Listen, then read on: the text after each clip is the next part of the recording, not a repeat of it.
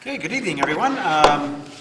Welcome to Town of the Pas Council for March the 15th, I guess it is, or 14th. We're going to start our agenda off with a public hearing, and the purpose of the hearing is to hear any representation from the public with regards to conditional use application 02-16 submitted by the Pas Family Resource Center at 209 Fisher Avenue to permit a child care group to be located in a commercial central zone. So, we have the application. The purpose of the hearing, of course, is to hear from those involved, either for or against, and take that into consideration, and a decision would be made at some point later this evening, not during this hearing session. So, having said that, let's open the floor. Is there anybody here who would like to speak? Councillor Commodore.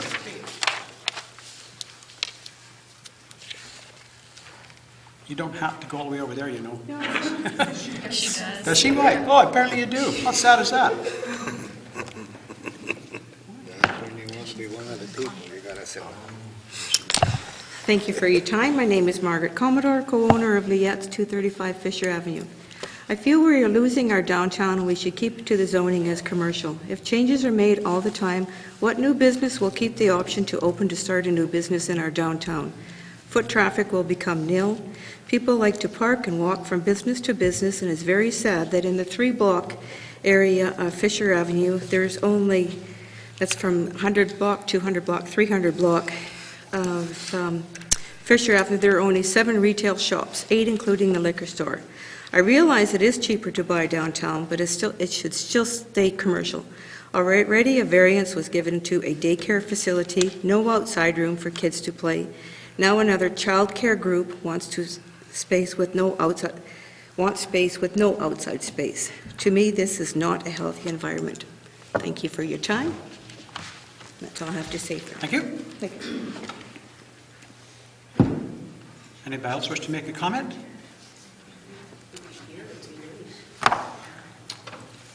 I would like to say something.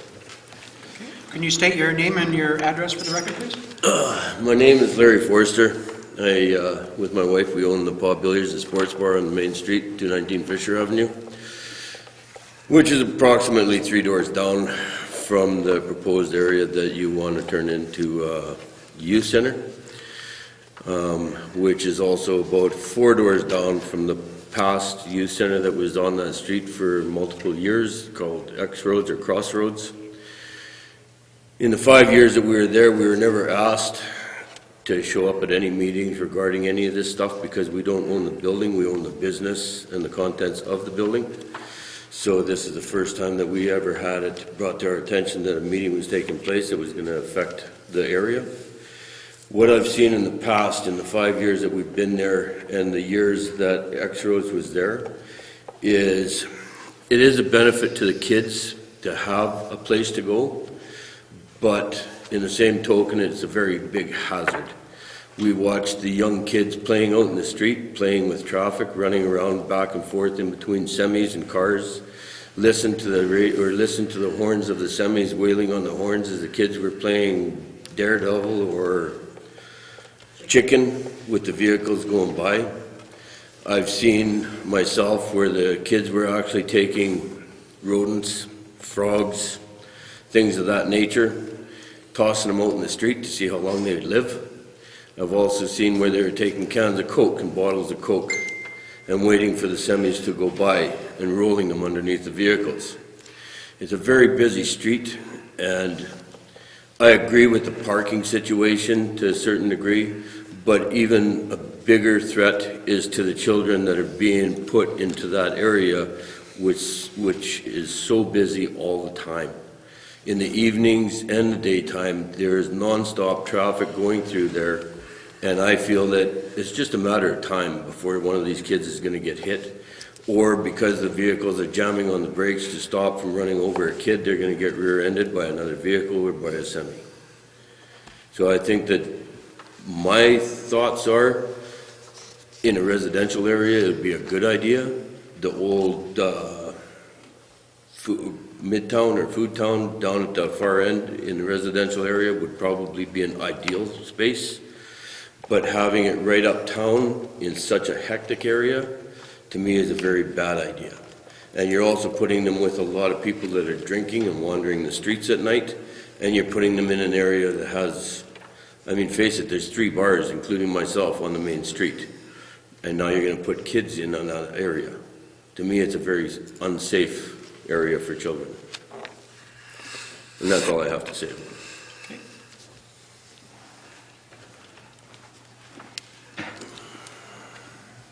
Any other comments? Renee?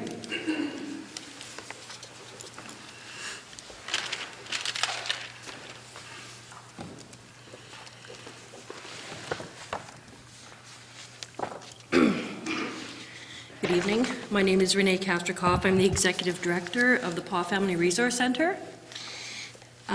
I'd first like to just provide a little bit of information on the Crossroads Center. That's the very same one that Larry's talking about that was across the road for 3 years. Crossroads has been in existence since 2009, and the Paw Family Resource Center has been seeking a space for Crossroads since that time. We have probably looked at every single commercial building that has come on the market since 2009, including the old family food town that Larry was referring to. We had an engineer go in from the province because we were looking at community places to help us do the renos and stuff, and the condition of the building was such that it would have been way, way too expensive for us to afford to be able to move into that. We looked at the old bakery over on, what street is that? Okay, and we actually looked at where the MLA and our MP have their space. That came on the market. We went and looked through there. So we have tried every possible commercial space. We don't believe that we would fit well in a residential setting because, again, we're going to run into this whole business of nobody wants a youth center right next to their house. They don't want the music. They don't want the high traffic of the kids.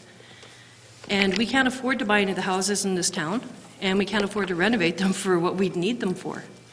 So basically, it's come down to that has been the only space that has proven feasible for our organization to purchase to deliver teen programs and services. It's actually not the space we'd prefer to be in. I'd rather be on kind of the periphery of the core of downtown. I don't really care to be right on the main street. I'm also kind of looking into the future and anticipating that should such a time be, where there is a property on the periphery that would be more suitable to us and larger, that we would actually look at obtaining another property and then I'd rent out the space that we're currently talking about to commercial. In the meantime, Crossroads doesn't have a home. Crossroads has no place for the kids to come.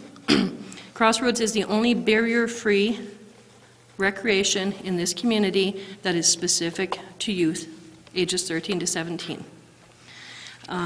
There's swimming once a week, and I believe there's skating once a week. But I think aside from that, to my knowledge, there really isn't a lot of other recreation opportunities for youth, especially those who come from a socioeconomic background where there aren't financial resources for them to participate in organized sport. I know sometimes the Wellness Center has some stuff go on, but a lot of the youth that we provide services to do not feel like they belong to a place like the Wellness Center, and they don't have strong connections to the community. Part of the reason of being downtown and out in the open is to develop those strong connections to the community and to feel part of it. Crossroads is not just a hangout. It's a place for youth to connect with peers and role models, to be accepted and supported, to be in a place where they feel like they belong. Much the same reason kids go to Crossroads, much the same reason that kids go and join gangs. To be a part of, to be accepted, to have peer support. Crossroads operated out of 234B Fisher Avenue for about 3 years, and to my knowledge, there was never any crime taking place. We never received any complaints from any other business owners. The information provided to you just before myself is all new to us. None of us ever heard any of this before. And I can't even say for sure that it was the kids from Crossroads. We had large windows, our staff were observing, so that's basically news to us. I can assure you, though, if we were aware of it, that we would have put a stop to it. We wouldn't permit that type of activity going on. And we never witnessed our youth running in and out of the street. Like, they're not little kids. They're teenagers. They want to do recreation stuff. They want to watch movies. They want to listen to music. They want to play music. They want to write songs. We've had workshops for the weekend where we've brought an artist in, a recording artist, to learn how to write songs, to learn about marketing. They've had workshops on sexuality. They've had workshops on mental health. We've had the AFM come in to provide workshops on addictions. So it's not just a hangout.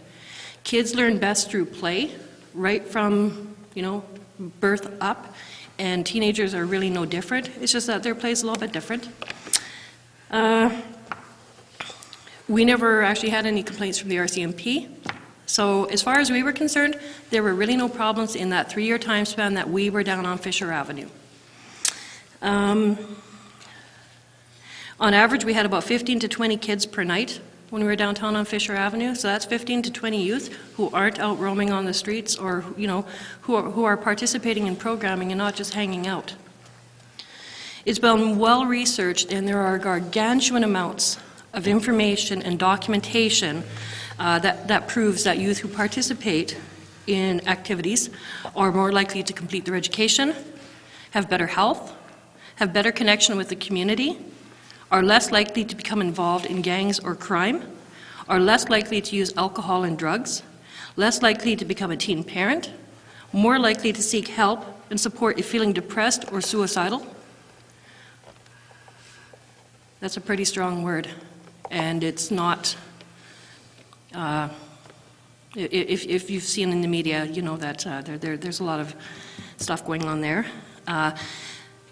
More likely to become involved with participating in the economy and becoming self-sufficient, and they're more likely to become our future leaders. The current situation in the downtown area shows a mix of commercial and non-commercial operations, and amongst the non-commercial operations are the Addictions Foundation of Manitoba, Cree Nation Child and Family Services Intake, Sweetgrass Head Start Preschool, Supported Employment, Manitoba Elections is renting space downtown right now, the Workplace, the Paw Family Resource Center, Swampy Cree Tribal Health, Best Beginnings Baby and Me, Michif Child and Family Services, the United Church, Kelsey School Division, Manitoba Métis Federation, Fire Spirit, Uptown Daycare, the Paw Friendship Center, Oscar's Place Homeless Shelter, Kin Center, Shriners, Baptist Church, Northern Regional Health Authority offices, and I've probably missed a few. Job Skills North actually operated out of 209 Fisher Avenue for about 3 years. And Elections Canada was recently in there renting that space last fall. And so we were kind of trying to figure out when was the last time a business operated out of that place. And I think we figured out it was a pawn shop. It was there for a period of time. I think prior to that, it might have been Funky Threads.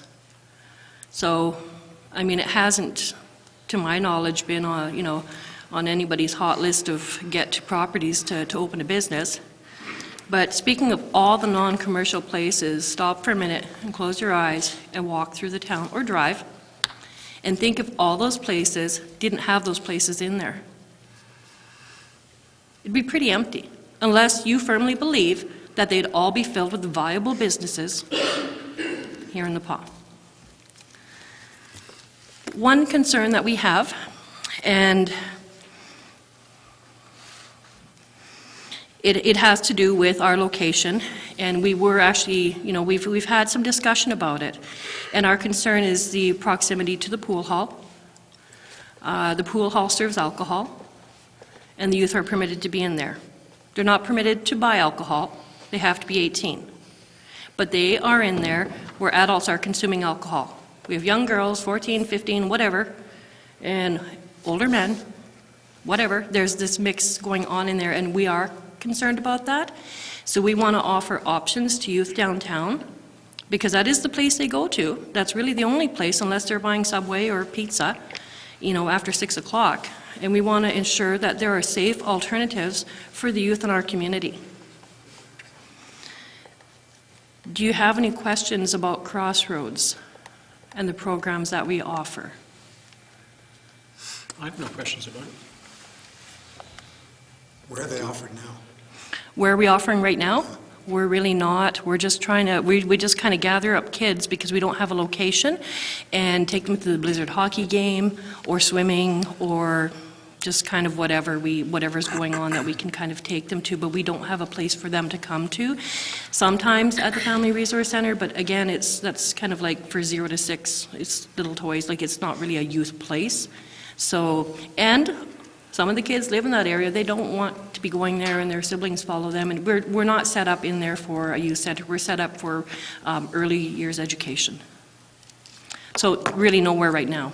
It's been almost 3 months since the youth have had any place to go.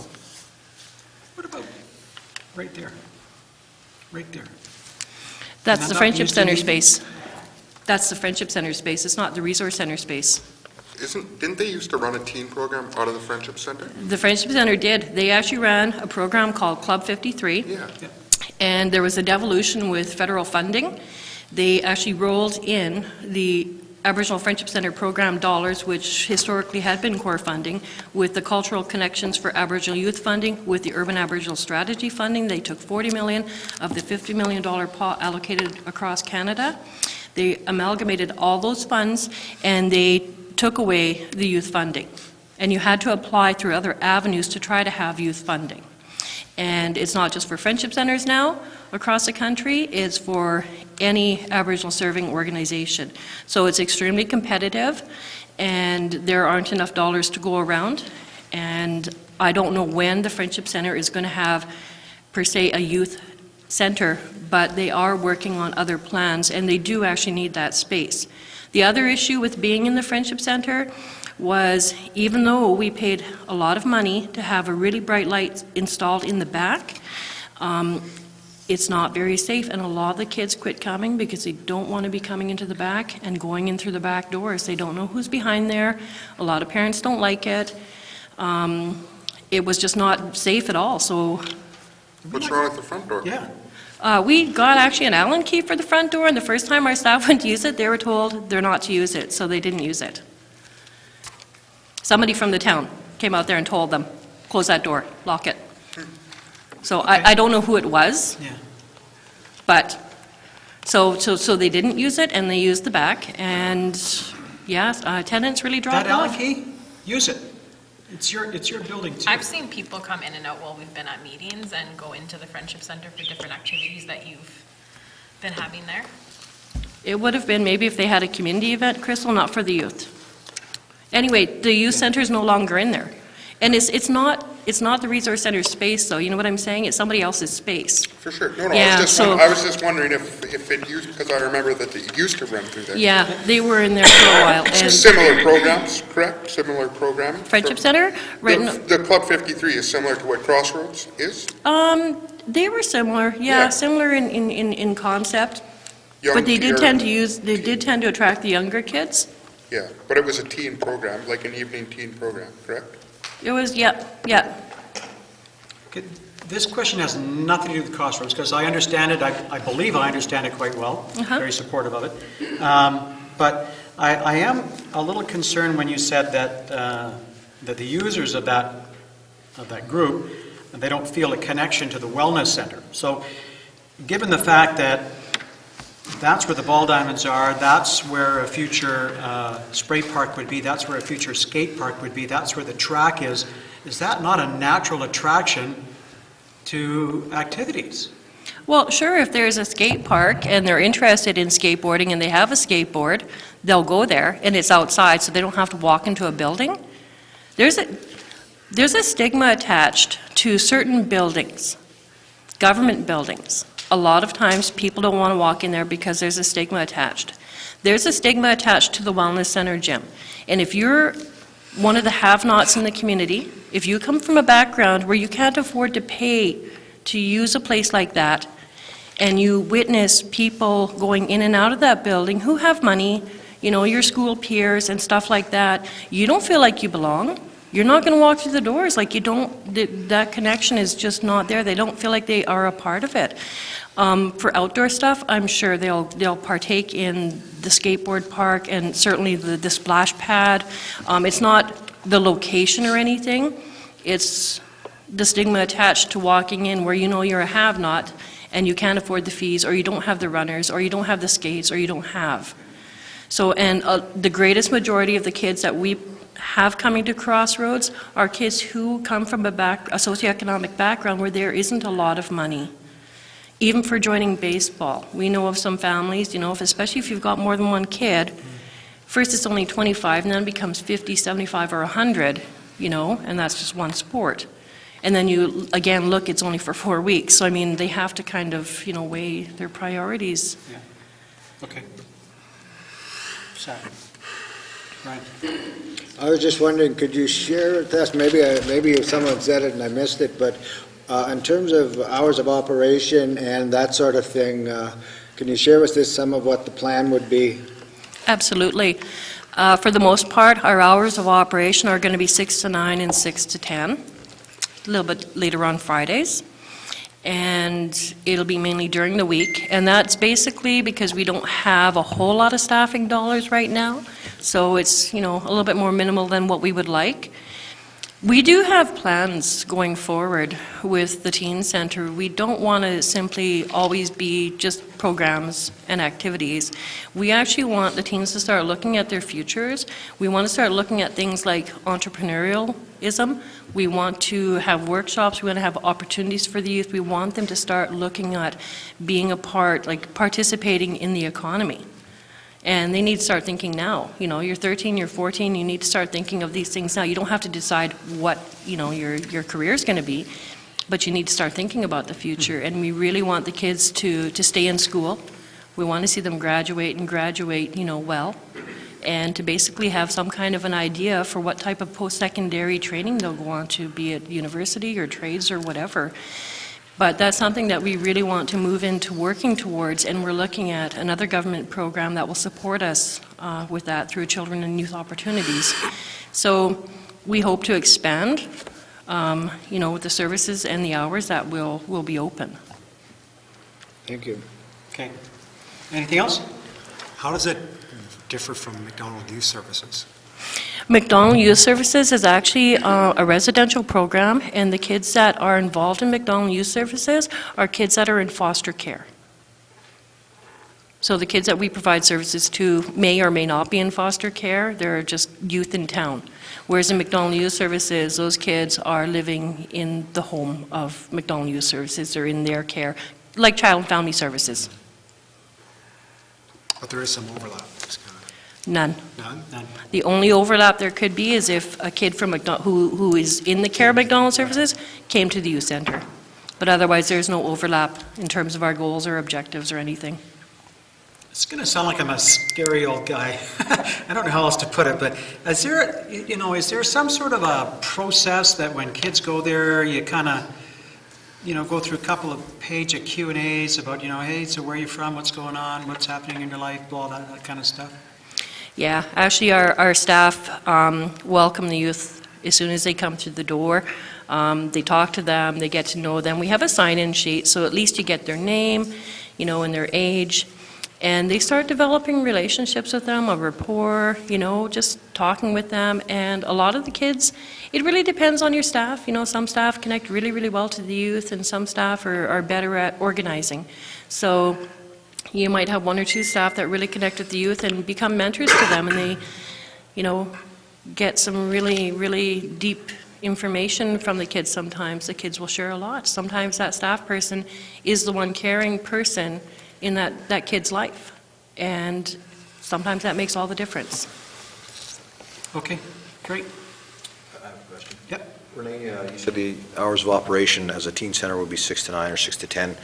That space, you have plans for that space during normal working hours? Is it used by the Family Resource Center as an office space, or what other activity goes on in that location? There are no office space plans for that, but we might actually look at doing some program in there if we decide to run, just say we partner with Mary Duncan or something to do like a youth entrepreneurial program or something.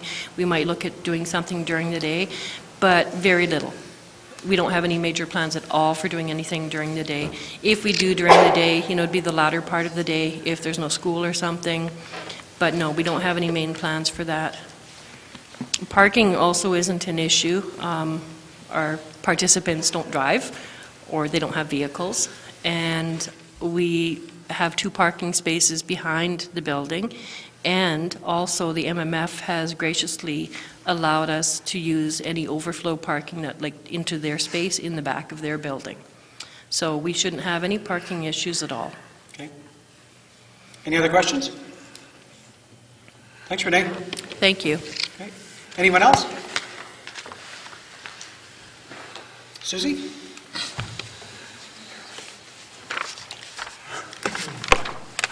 Good evening. My name is Susie Nemeth, and I am currently the acting chair of the Board of Governors for the PA Family Resource Center. I want to thank you for your time tonight, and we'll start with not so good reminders of the news events of the past several weeks. We sadly only have to look to our neighbors in Pimicikamak, Cross Lake, Manitoba to see the effects of the lack of care of our youth's social, emotional, spiritual, and physical being. According to recent news sources, 6 youth have died by suicide in Pimicikamak since December. Dozens others have made attempts in the past 3 months, and more than 150 students in a school of about 1,200 are on a suicide watch.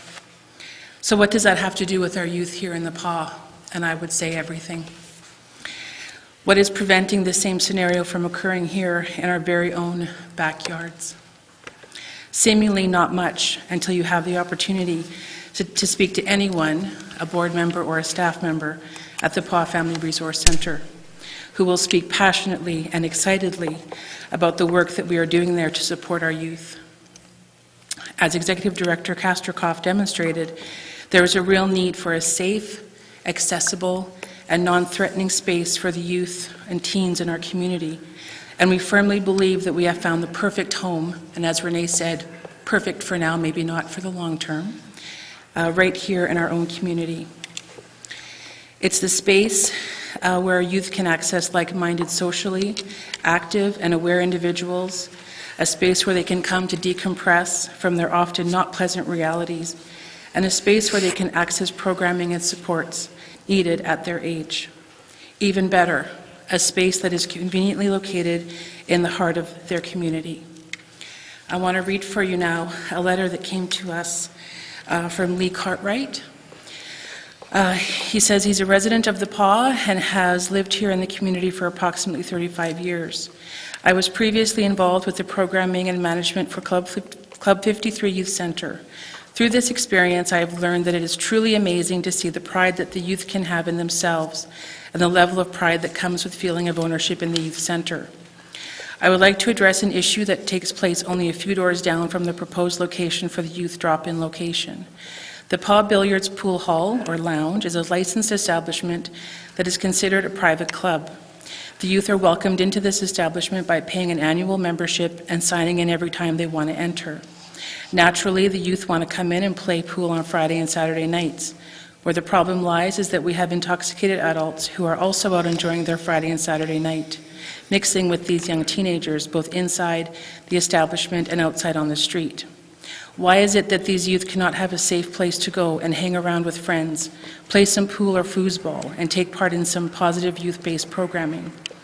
In my opinion, since the closure of Club 53 and the OCN Youth Centers, there seems to have been a noticeable spike in vandalism in the community.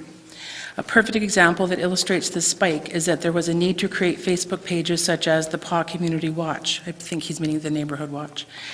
This page allows people to post potential threats such as large groups of youth walking around throwing rocks at cars and homes, reporting thefts of property, as well as offering solutions to prevent vandalism or theft for homeowners to utilize.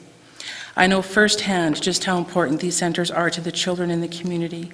I personally witnessed several children who would come to the youth center on foot in the winter just to have something to do in the evening and on weekends. In my opinion, the community of the PAW is in need of somewhere safe and positive for our children to call their own.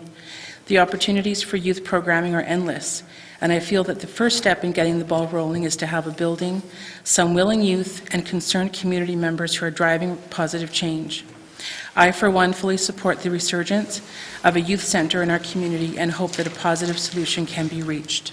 And again, that was from Lee Cartwright. So, Mayor and Council, I am extending my hand in partnership to you on behalf of the PAW Family Resource Center Board and staff to help us make this dream a reality. Let us not wait until our community is the next tragic story in the press. Let's act now, together, to empower our youth. I urge you, and I cannot say this strongly enough, I urge you to make an informed decision.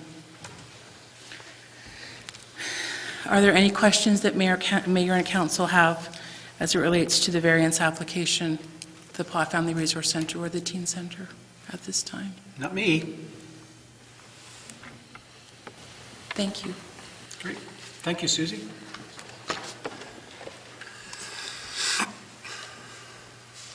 Anyone else? Sure. Because the Prop Brothers has been brought up so many times, I believe that there's a lot of misleading statements that have been made. For one thing, we are a club. You have to be an adult to buy a membership, which means you have to be 18 plus. Up until 2 years ago, you had to be accompanied by an adult or a guardian to be allowed to come in. We have earned respect by a lot of our customers and by a lot of the children in the area, some of which actually just came in the door that used to come to the pool hall when they were young youth. When they come in, I also have guitars set up that they can play. They don't have to pay for it. They can sit down and enjoy playing guitars. If I end up with too many adults that have consumed too much alcohol, I usually will send the youth home to vacate the premises. It closes at 9, so it really doesn't affect us and the kids. We used to open every day at 11 o'clock in the morning until the parking became so bad in the uptown area that it forced us to stay closed until 5 o'clock in the evening. Now we open our doors at 5 o'clock. After being in business for 5 years, I think that's ridiculous. We should be able to open like any other bar, but because of the parking facilities, there isn't any uptown. There isn't any meters, so you're not, even with the suggested 2-hour parking that they're gonna have, I don't see it being a benefit to any areas like that. If you have more children running around on the streets, I agree 100% they do need a place to go. But I heard them say so many times, the people that are coming up here, it's about the safety of the children. The safety of the children isn't putting them on the main street in town with the traffic that's uptown. Whether it's people walking or their dogs walking or the traffic on the streets, it's a hazard to the children. And to bring them and purposely put them into that area and say there is no other areas, I think is totally wrong. There is many areas in this town that are for sale. There is many areas that are more suitable for the children. And as some of you have said yourself, there's a skate park, there's an arena, there's a swimming pool, there's a track, all of that is available to the children, to the kids that are 13 to 17 years old. But all of a sudden they're bringing up and saying the pool hall is a bad thing. You can ask most of the youth that come into our place. They respect the place and we respect the kids. We look after the kids that come in there. We don't let them come in and hang out with the adults. The only trouble I ever had from the youth coming into my door was actually from the X-Roads. A young girl came into the door and threatened one of my customers that was 18 years old. And she was only 15, 16 at the time, and she came in the door and literally walked up to her and threatened her life. I went across the street to the X Roads and told that young lady that I never wanted her to come into my building again.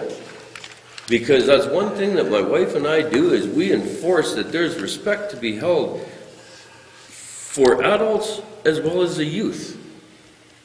And for my business to keep coming up and calling it a hazard or whatever to the children, by no means am I a hazard or my business a hazard to the kids. We make sure of that. That's first and foremost. And now we have very few children that come in. They usually, if they do come in, they come in early in the evening. They take a pool table for a very short time. They enjoy playing pool, and like I said, we have music for them. They can play music, they can play darts, they can play pool, and they're looked after. When we're gone, under 15, we don't even get them anymore. Yeah. We discourage them coming because of the alcohol. Okay. So don't keep using that. So if there's any question that you have for me about the youth around the pool hall, by all means, please ask. I have no questions. Because I have never, ever had problems with any children with an adult being involved with that child, ever. And I know for a fact that when my brother-in-law had the pool hall, for the 10 years before that, as a sports bar, he never had any problems with kids.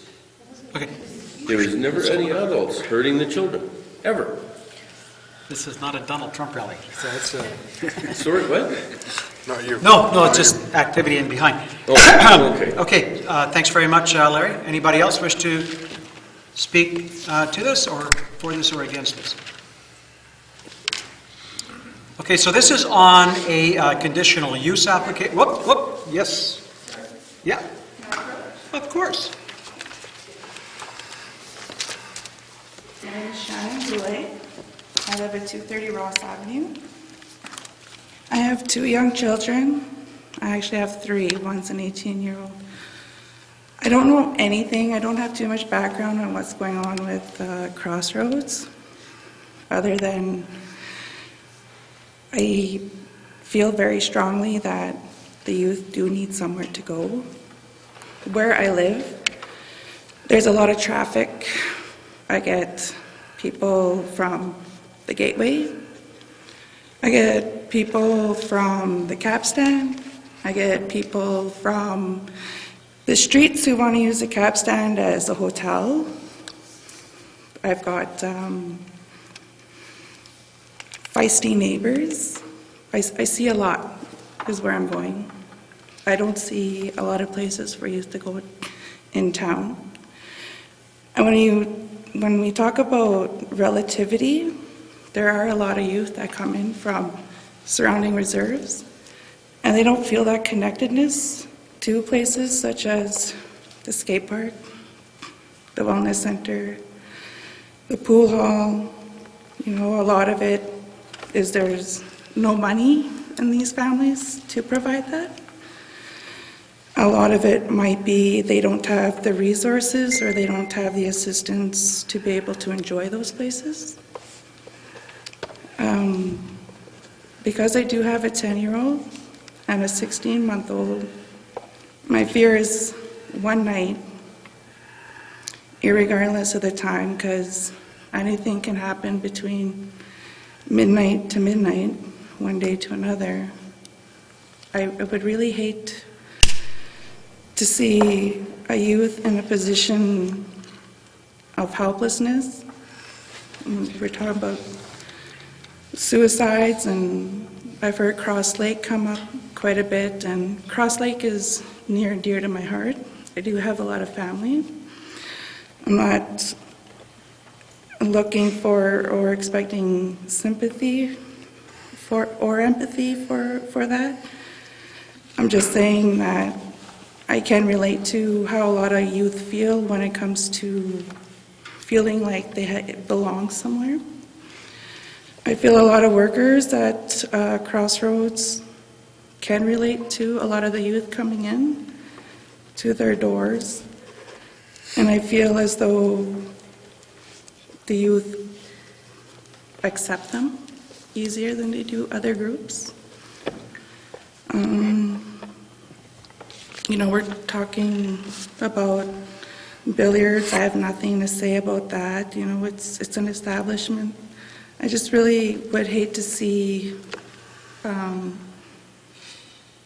these kids to not have anywhere to go, and Renee is talking about having workshops and having certain hours of the night or the evening, and really it's a few hours, and if we can give the youth a few hours of just sitting there and learning how to beat, or going out with peers of their own to the Winton Pool as the youth center would provide it, and I'm all for it.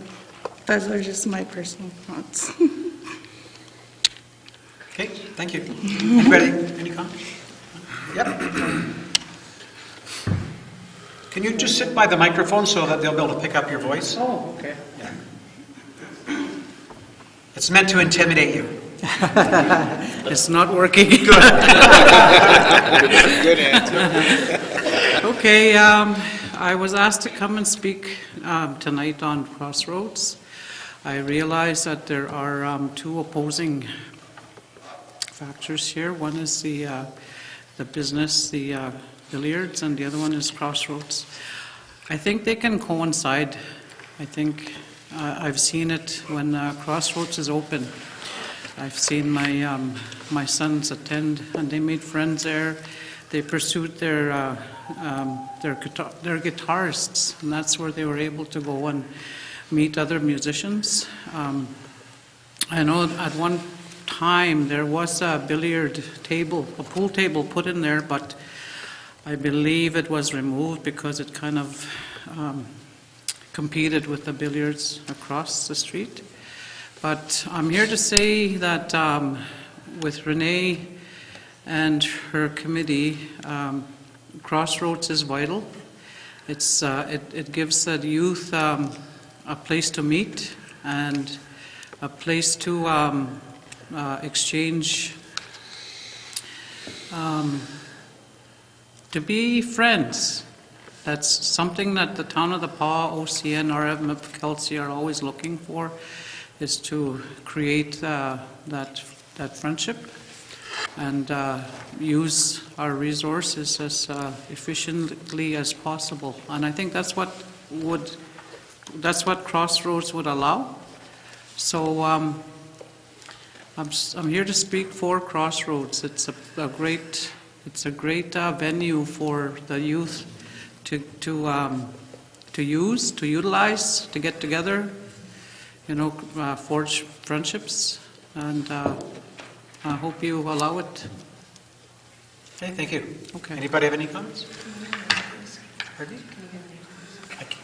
Oh, I'm sorry. Can I get your name, please? Okay, my name is Joan Nikwanikapo. Thank you, Joan. Okay. Okay. Yep.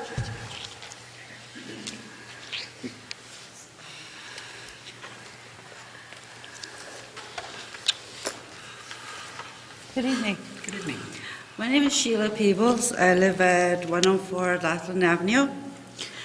And I guess there's two parts to me this evening. Okay, one is as a parent and as a mother and grandmother, I am advocating for the youth of not only the Paw, the Town of the Paw, but including surrounding areas. Today we have special, unique individuals whom, with our direction, we can make a positive impact of the lives of our teens. It saddens my heart to see our youth hanging out in the streets of the Paw with no place to hang out and chill. It was only yesterday evening I saw our youth sitting on the steps of the post office, sitting in McDonald's, whereas we have this fantastic opportunity to reach out to our youth with giving them a place to be themselves. The opportunity is there. All we have to do is give freely to our teens an opportunity of planned activities, spontaneous engagement, structure, and free time learning. The activities implemented are used to encourage healthy socialization amongst one another. Very often we hear of our teenagers getting into trouble because of boredom, then let's take the negativity of the talk of our youth and switch it around to a positive. Things have changed from when we were teenagers. Our youth today have matured a lot faster, and it is up to us today to give them what they need, not what we want, but to meet their needs as young adults and build a relationship of community with the youth. Parents, guardians, grandparents can, at least for 3 to 4 hours of the evening, be rest assured of where their teen is when the teen center opens. And I want to give you a few scenarios of the teen center. I started working with the Paul Family Resource Center in September 2015. I then encouraged my bosses to give me the teen center to work. I've worked with children for about 18 years. That was 4-year-olds. Then I decided, okay, time to change my game plan. So I asked them for the teen center. They said, okay. And, you know, we may have only had up to 12 teens per night that we were open. But when we first opened it, at the Friendship Center here, when I started working there, you would have these teens from town sitting on one side, okay? And then you would have the Aboriginal kids sitting on the other side. There was no engagement. So this went on for about, I say, 6-7 weeks. Okay, and then slowly we started engaging them to do activities together, like playing pool, tournament of pool, playing foosball. We started getting them involved with playing Monopoly together, okay? And slowly, you can see the transition happening of these two groups coming together. And this is what I'm hoping to see with the teen center. Yes, there's a lot of talk, negativity talk about, okay, well, the pool hall's here, or they're out on the streets. Well, they're out on the streets already because they don't have a place to go. Do you think the problems that we have with youth on the street happens between 6 and 9? Or is it more likely to be happening between midnight and 4? Midnight and 4? What do you mean? Well, I'm just saying, there's a correlation. People are saying that if we go forward with this teen center, that it's going to miraculously remove crime from the streets of the PAW committed by teenagers. And I don't see a lot of the action happening between 6 and 9. I mean, don't get me wrong. I'm 100% behind this. I hope you can go forward with it. That's how I plan on voting. I'll be honest with you. I don't think it's right though to say that this is going to somehow change the amount of, I will just call it silliness, that goes on in the alleyways of our streets, especially during the summer months between midnight and 4 o'clock in the morning. I don't see the connection. I think it's a great idea. I'm in a teen center, and like I said, I'll be supporting it tonight. So I just don't see the connection between the rotten little kids that somehow sneak out of the house at 1 o'clock in the morning and these ones that are coming to your center. I think you got good people coming to your center. Those are my thoughts. Okay. And I'm not trying to cut you off. Okay. I would have to say, time doesn't really matter, in all truth. It can happen in the afternoon. It can happen in the morning when they're being in their silliness. But having the teen center open from 6 to 9 or 6 to 10, at least that gives them a foundation that they can work on. Because the people that we have working with them right now, like as it was said, we can relate to where they come from. we can relate to how they feel. Like the scenario I just said a couple of minutes ago of having them to finally interact with each other, like to build that relationship. And, you know, with them building this relationship now, engages them for something much more better for their future, and learning to work and to socialize with one another. I think you're a very wise woman. Anybody else have comments? Okay, thank you. Anybody else? So long as we don't just keep rehashing the same things over and over, because we're almost an hour into this, and Thank you. I just wanted to respond to your question, Jim, about the times when crime would occur.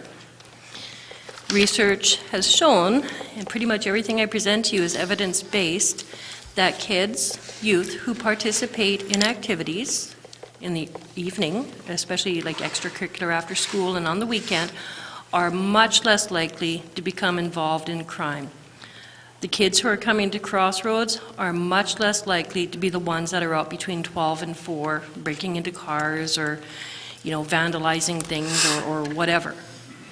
So I'm on page. I am. I know that the people that are likely to go to Crossroads are not likely to commit those crimes. I know that. So I hope there's many, many people that will, between the ages of 13 and 18, I hope they'll take advantage of it. I hope so too. Thank you. All right. Okay. Okay, one more.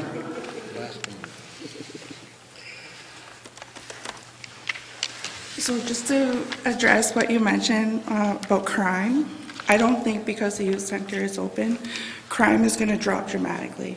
I don't believe that. I'm not blinded to that. I don't have blinders on. From my experience, from where I live, I've lived there for 10 years.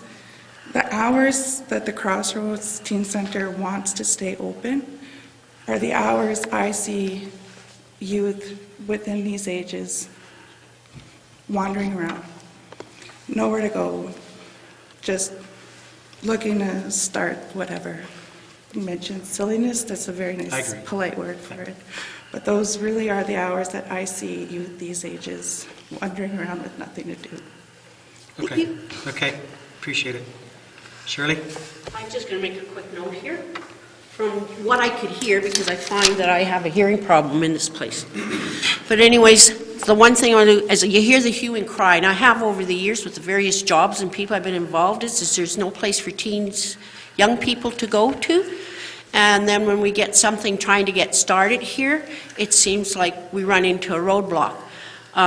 For one thing, I think we need to look at, yes, you're going to have the good teens coming, but you have to remember they might encourage some of the bad teens to show up because they might be a friend or a neighbor or whatever. So those are positive things we need to look at.